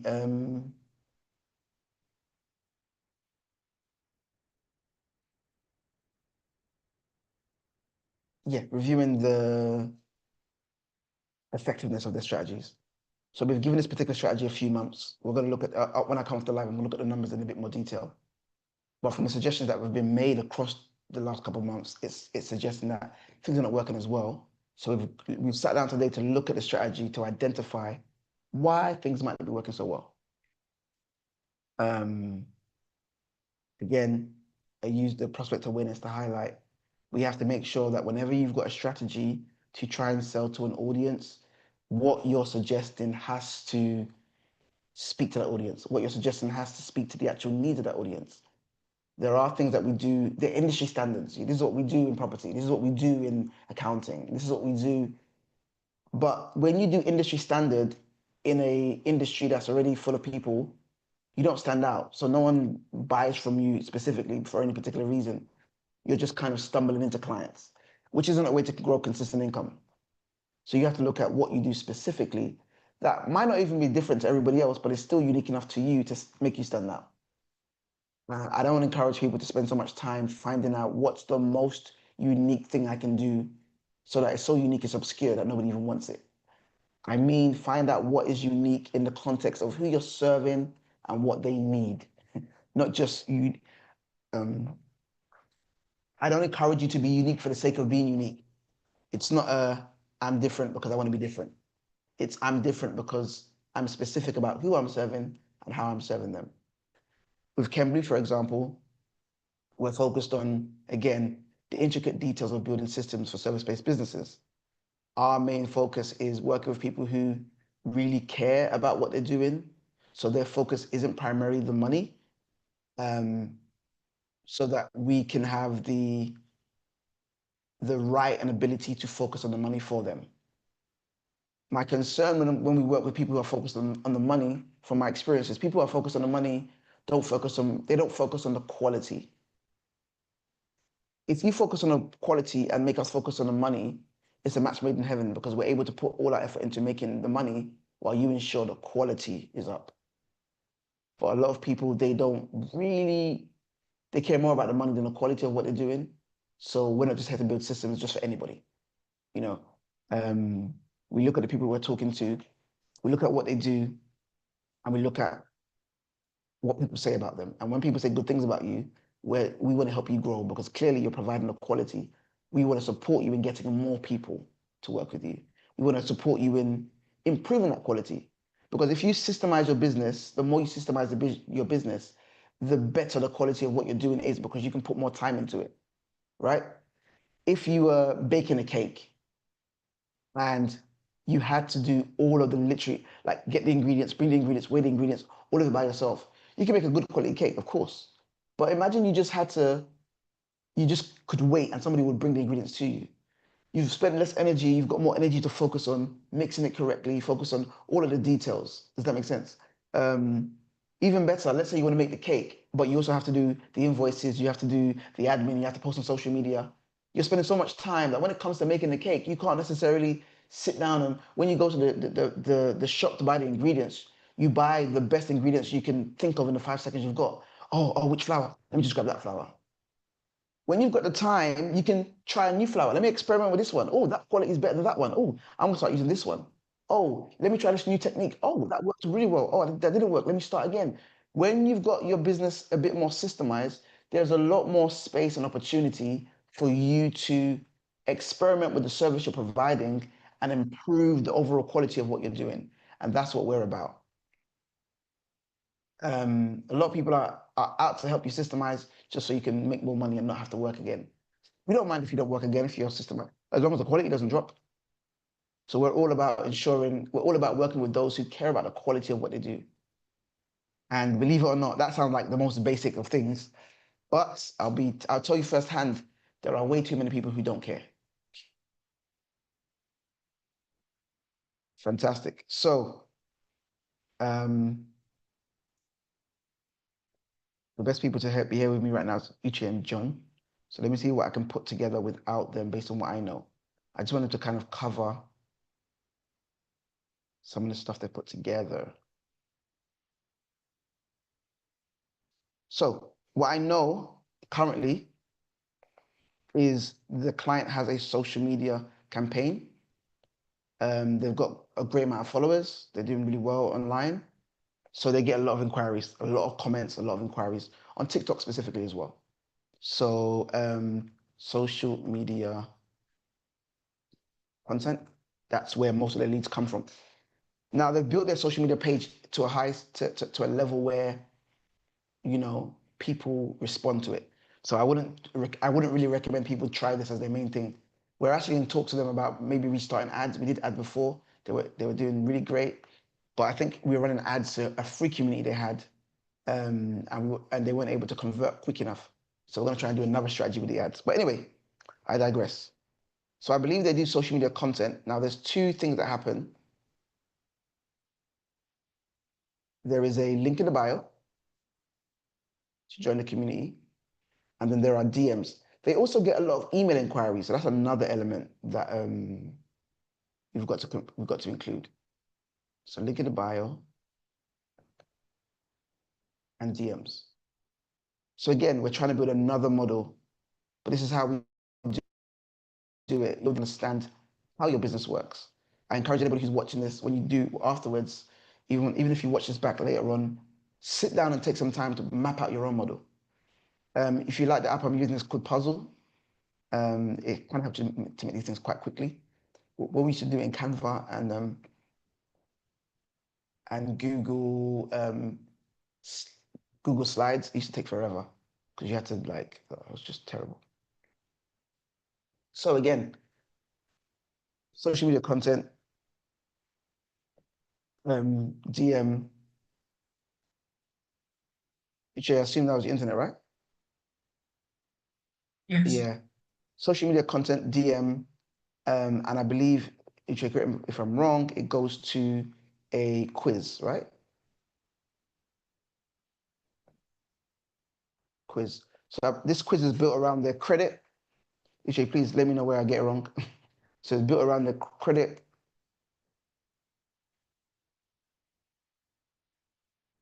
Now, Uche, when they direct message a client, does the client still send them to quizzes, or does it go straight to like selling the community? So it depends, because I think maybe depending on the video, there's a different word for the call to action. So some might be send an email to book a call, or no, sorry, send an email to chat with him, or some might be community courses, 7 days. Some might be, I think now is quiz because that's live. So it varies. Oh, it changes quite regularly. Yeah, he switches things So we up. need to look at that, only because it makes it easier. It's hard to track it if he changes it too often. So some of it can be straight to a call. Sometimes I think is when like text messages when he's overwhelmed, not overwhelmed, when that's too full, then he goes to something else. Okay. but there's usually a call involved. Is there a call for the community, or well, actually it is, because people have to pay for the year, isn't it? I think call is for high ticket offers. Oh, so there's no call for the community. Yeah. So it's like, okay. Link in bio goes to the, so link in bio goes to the quiz. Can you book a call in his bio? Yeah, I didn't think so. Direct to DM might go to a call.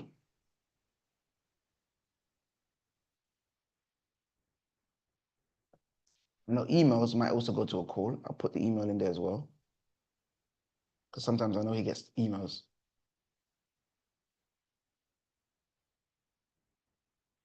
So direct to DM could go to quiz.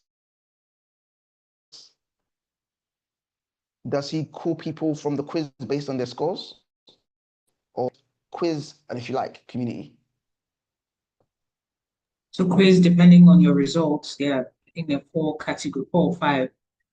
The high ticket one, I'm sure he would call because those ones are Oh, my fault. more targeted towards, I think, business.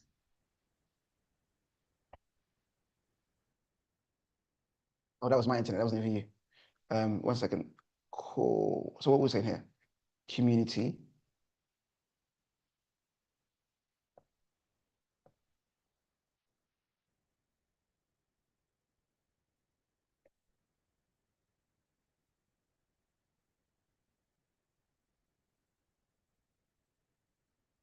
One, two, one.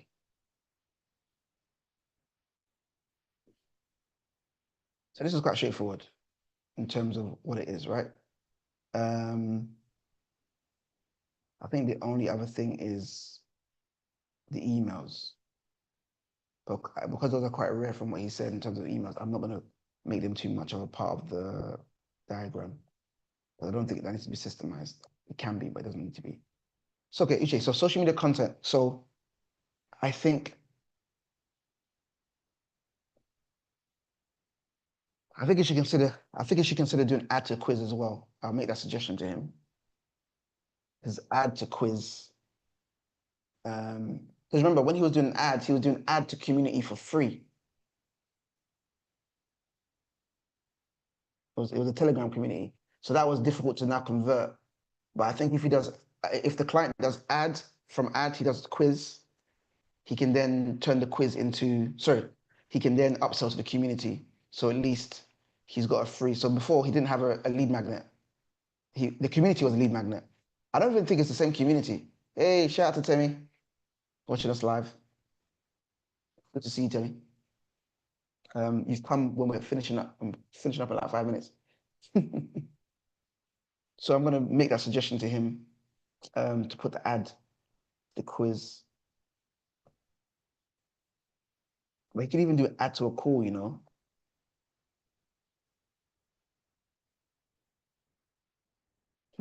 I'll do add to quiz. But I'll make the suggestion to add to call. Add. Let's add. Guys, this can look so much prettier. I'll do it for fun. Add to social media. Let's use. He uses TikTok, doesn't he? TikTok. TikTok is his main tool.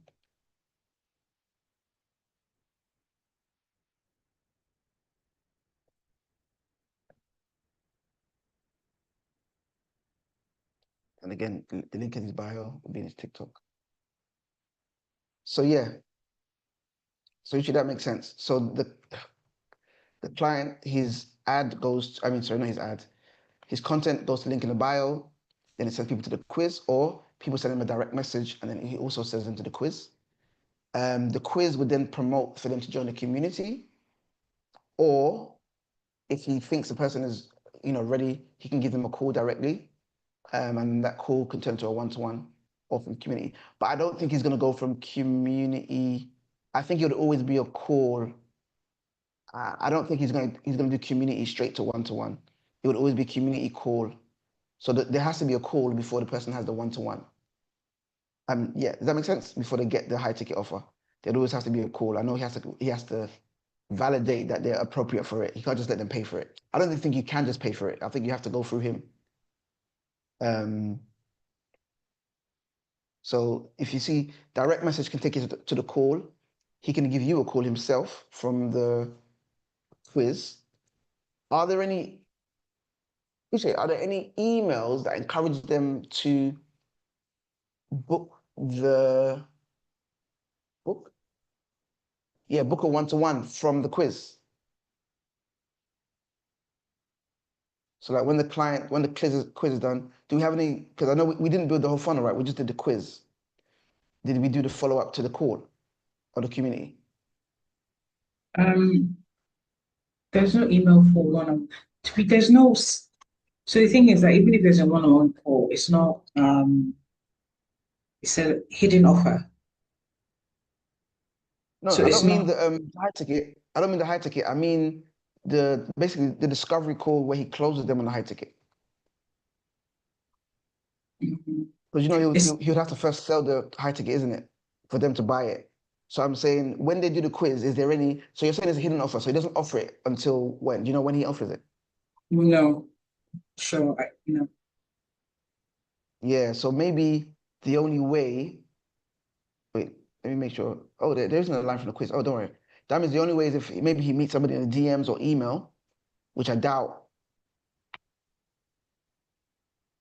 So it looks as though you have to be in a community. So let me actually just, yeah, it looks as though you have to be in a community and interact with him in the community for him to see, okay, this person might want to join my high ticket, and then he'll sell his high ticket out to them,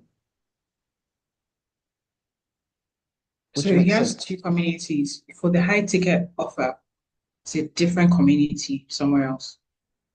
Oh, he's got two communities. For what? Yeah, high ticket is on another platform. But is that the community you join once you join the high ticket? Yes. Oh, no, that's fine. That's fine. I get that. Let me even add that to the model. So one-to-one, and alongside with the one-to-one is another community.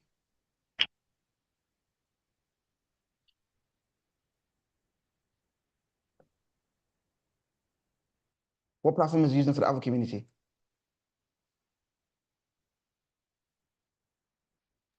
School. School?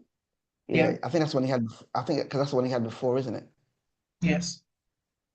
So we're looking at that with him to see, because again, if people are already paying, is that the one, the £600 a year one? Mhm.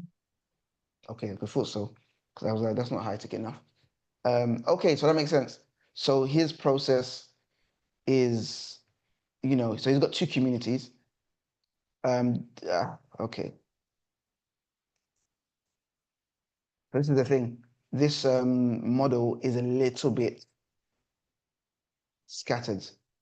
And it sounds as though there's quite a few different lead magnets that he's trying at different times. So you said sometimes he's trying to quiz. What else did you say? Sometimes he does what? He says book a call.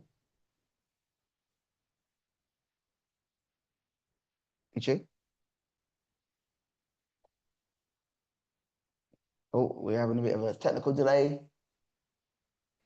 Technical delay. But we're going to continue this offline, guys. For all of those who have watched, for all of those who have joined us on different platforms, we appreciate your time, your effort, your eyes on us. Again, next week we're probably going to be looking at something slightly different. This week we're just looking at business models. Again, I find that a lot of people don't have these in their mind. They don't really know how their businesses are connected. And I think sometimes when you map out your whole business model, it kind of allows you to see where a lot of your resources are going to, which might not be where a lot of your money is coming from. And it's not wise to put a lot of resource into what's not bringing you money. But it's very important to be able to have that differentiation to look at all the different variables. We've looked at two different models for two of our clients today. Like I said earlier, one of the things that we've highlighted is quite a few of our clients have multiple customer bases, which is not a bad thing, but it automatically means they're splitting their resources by default. Because if you've got enough money for ads and you've got 2 client bases, you have to split your ads budget into 2. Or you can have a primary client base and then have a, what's the word I'm looking for? Not top up, but a side hustle. You can have a side hustle within your main hustle, right? But it's all about you being aware of these things. And like I said, have them clearly documented, having them clearly reviewed, so you're able to manage yourself better. This client, I'm gonna have a conversation with him. I think he needs to get his communities into one place. He's got his communities into 2 different platforms. If he has them on one platform, it makes it easier to upgrade one person from one community to the next. It's a smoother transition. And just one of the things I'm going to be talking about in 2026 is the 1%. I'm talking about it all the time, how all the small changes you can make increase your growth and your productivity and your targets by 1%. By him having his platform, his 2 communities on 2 different platforms, he's got it with us, he's got it with school. The downside of that, in terms of percentages, is just by switching one platform to one platform, he can have a 1% chance that more people would upsell or upgrade their membership to the full platform. Then if he adds another thing on top and he stacks another 1%, before he knows it, he's increased his revenue by 20% each month, because it's 20% more likely people would buy, 20% improved quality of service. But these things are often neglected. We don't look at the small things. We look for all of the big changes. We look for, what's the biggest thing I can do to improve my business, rather than, what are the little things I can do? Creating a whole map for every single client we have. Tell me your time will come. We're going to do your map soon. But creating it, that's very long, because it's not our job to know everyone's model. However, when it comes to helping them improve their businesses and make suggestions, knowing their models inside and out is very helpful for us. And being able to send the client an actual image visually of their own model can help them understand where they need to improve their business, which can make our service just 1% better. And again, that 1% added on to all the other things that we can do to improve would automatically improve the quality of what we're doing for all of our clients. So, thank you for joining us today, for all of those who have joined. If you're watching this afterwards, I appreciate you joining. TikTok, thank you, bye. YouTube is usually much longer to end. But again, thank you to all of you on YouTube who have joined us this week. We're going to be back next week, same time, talking about similar issues, similar topics around building your business. I just remembered I was going to cut it off on YouTube. I don't do it on YouTube. I do it on Zoom.